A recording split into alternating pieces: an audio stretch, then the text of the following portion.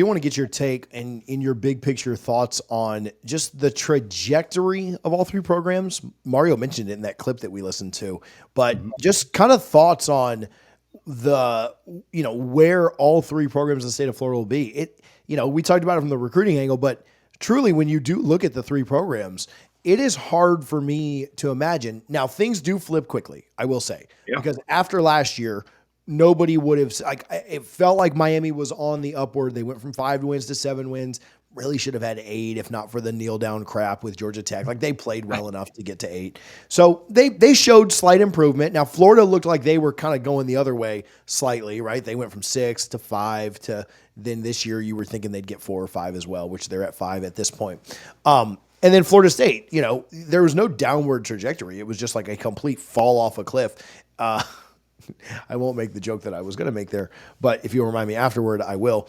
It like how quickly do you think what Miami has done? Like what's this year they're going to the playoff, right? And I don't necessarily know if they even win one game there. We'll see if they get that 5 seed that everybody wants. They might, but I don't necessarily think they'll even win a game in the playoff because I think they'll play better competition. And I didn't think they looked super impressive this weekend against Florida State. But what are your thoughts on like where each of these programs are in 2 years?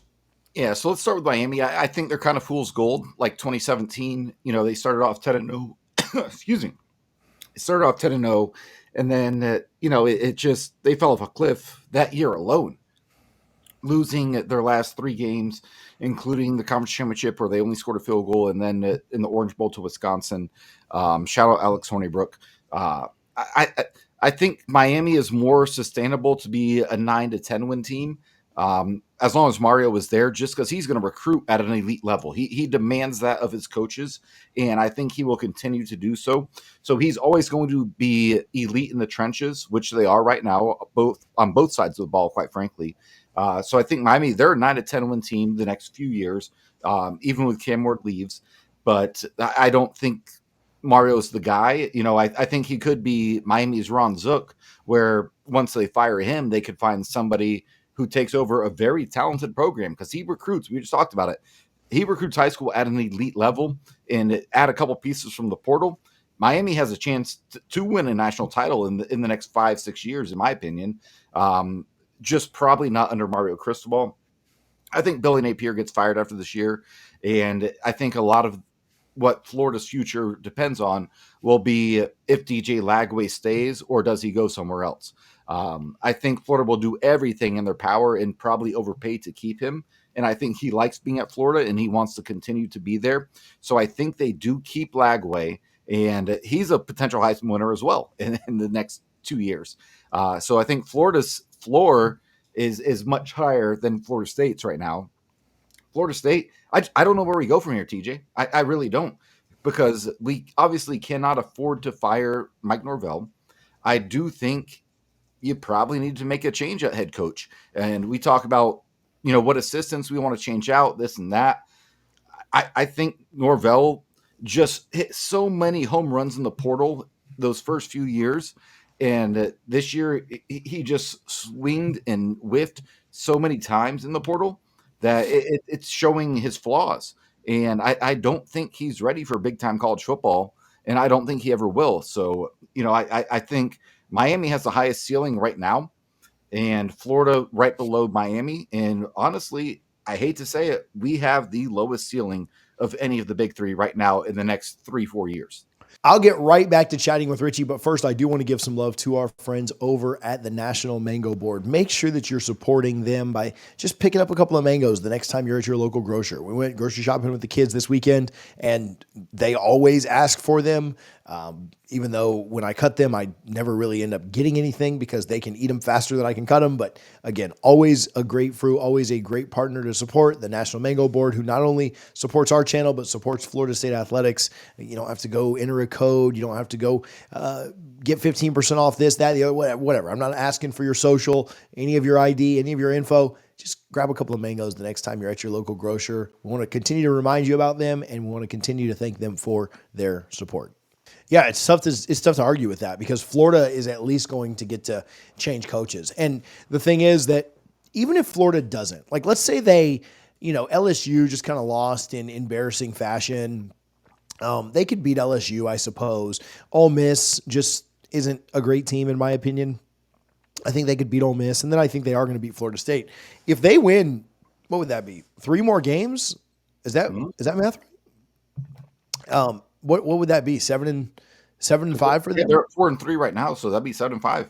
Yeah, they're not firing him after 7-5, in my Not with opinion. DJ Lagway. Yeah, even I don't even think they fire him at 6-6. Like if they beat Ole Miss and us, or beat LSU and us, or beat those two SEC teams and somehow lose to us because they missed the bus or something. But yeah, I don't really see, even if they were to fire him. I mean, he's not going to make it through next year. Like next year will be his last year. Yeah, for Like sure. they'll go 6-6 again, and then they'll be like, all right, well, we gave you one more chance with Lagway. Like you're out. So even then, like they're at least going to have a new coach in 2026.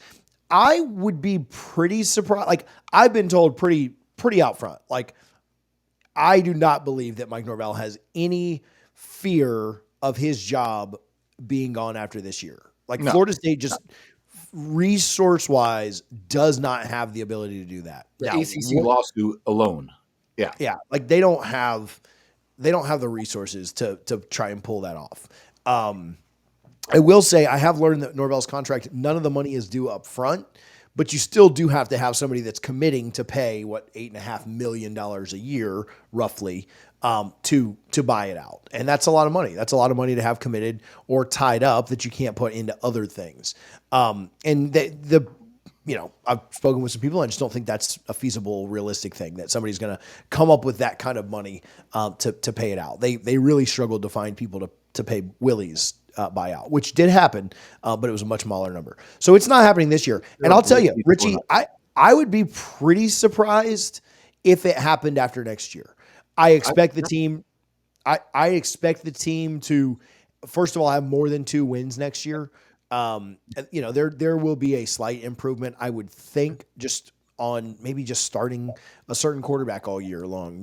Probably picks you up a couple more wins. I think there's a couple of like surefire wins on the schedule that you didn't really have this year until you got to the Charleston Southern game. You got a couple more cupcakes on that one than you did on this one, although the Bama game is certainly tougher.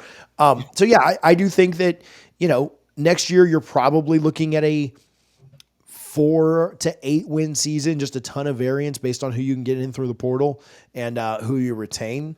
But yeah, like there will be improvement next year just because it's impossible to not. And then I think the year after that, the 2026 year, will be the year that you would kind of consider like, okay, well, the buyout's down to like 30 million.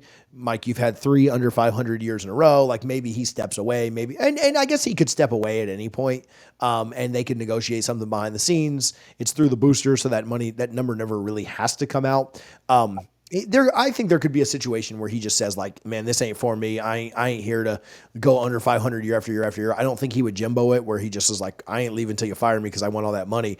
I think Mike would probably end up stepping away, in my opinion. But to me, that ain't happening this year or next year. So it's like maybe you restart in 2026, maybe you restart in 2027.